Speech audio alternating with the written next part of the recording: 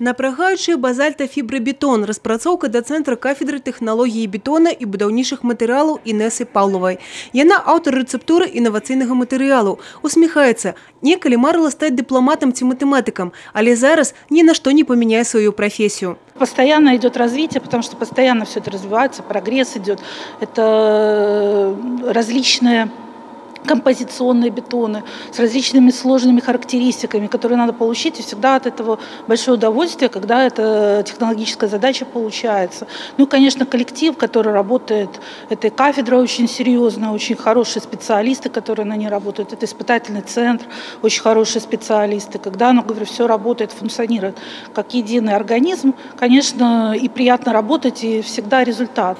Сярод асноўных плюсаў новай тэхналогіі доўгавечнасць і нізкія амартызацыйныя якасці. Распрацоўка універсальная. Стварыць такі бетон магчыма на любым профільным прадпрыемстве. Матэрыял ужо выкарыстоўвалі падчас рэканструкцыі Брэсцкай крэпасці і ачышчальных збудаванняў абласнога цэнтра. Зараз асноўнае пытанне, над якім працуюць навукоўцы, знізіць сабе кошт прадукта.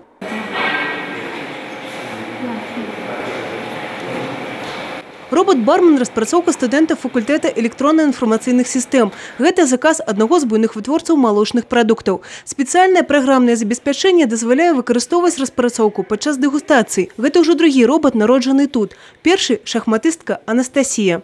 В Беларуси очень мало компаний, которые предоставляют доступ к роботам. Мы хотим сказать спасибо нашему универу и предприятию, которое позволило нам работать с роботами.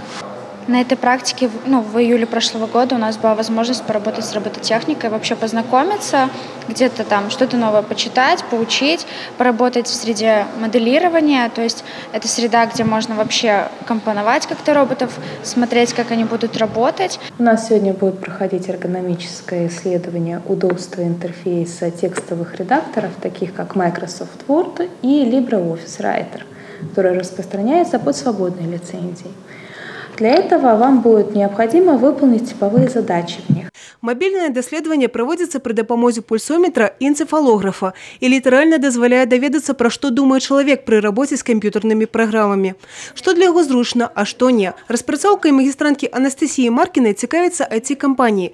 Даследаванне дазволіць зрабіць інтэрфейсы аперацыйных сістэм больш зручнымі для карыстальнікаў. Очень большое количество неудобных программ и очень большое количество разработчиков, которые вообще не думают о пользователе. Хотелось, чтобы человеку было удобнее работать.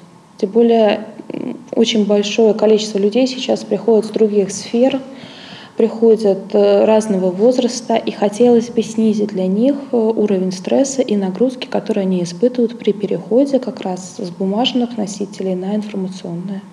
А наогул ідэй шмат, гавораць распрацоўшчыкі, але галоўнае, што вынікі распрацовак атрымаюць шырокае практычнае прымяненне. Евгения Мороз, Сергей Матвейчук, телерадиокомпания «Брест».